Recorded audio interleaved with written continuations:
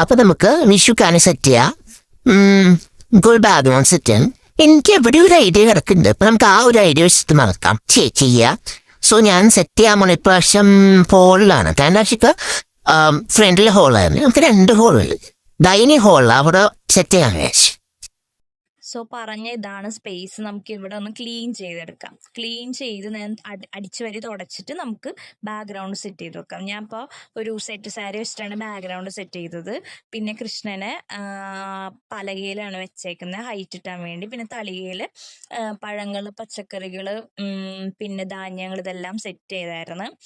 അതൊക്കെ കഴിഞ്ഞ് നമുക്ക് താഴെ കുറച്ച് പൊടിയും കാര്യങ്ങളൊക്കെ ഉണ്ടായി. സോ നമ്മൾ അതൊക്കെ അടിച്ചു വരിക. നമ്മൾ പണിയെടുക്കണ അനുസരിച്ച് ക്ലീൻ ചെയ്ത് പോവുക. അതായിരിക്കും നല്ലത്. അല്ലെങ്കിൽ ലാസ്റ്റ് ആകുമ്പോഴേക്കും നമ്മൾ പെട്ടുപോകും.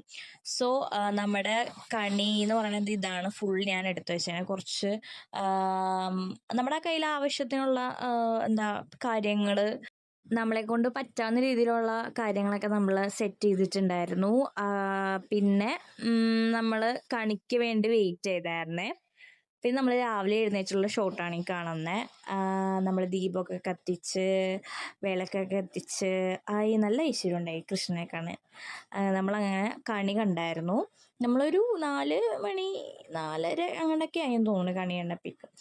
സോ അപ്പോൾ ഇതായിരുന്നു നമ്മുടെ ഫൈനൽ ഔട്ട്പുട്ട്. നല്ല രസമുണ്ടായി. കാരണം ഒന്നാമത് ഇരുട്ടില്ല. അപ്പോൾ ഇരുട്ടത് കൃഷ്ണനെ കാണാൻ വെളിച്ചത്തിൽ ആ ഒരു വെളിച്ചത്തിൽ കാണാൻ നല്ലൊരു പ്രത്യേക ഭംഗിയുണ്ടായിരുന്നു. അപ്പോൾ അത്രയും നമ്മുടെ ഒരുക്കങ്ങൾ. അപ്പോൾ ബൈ.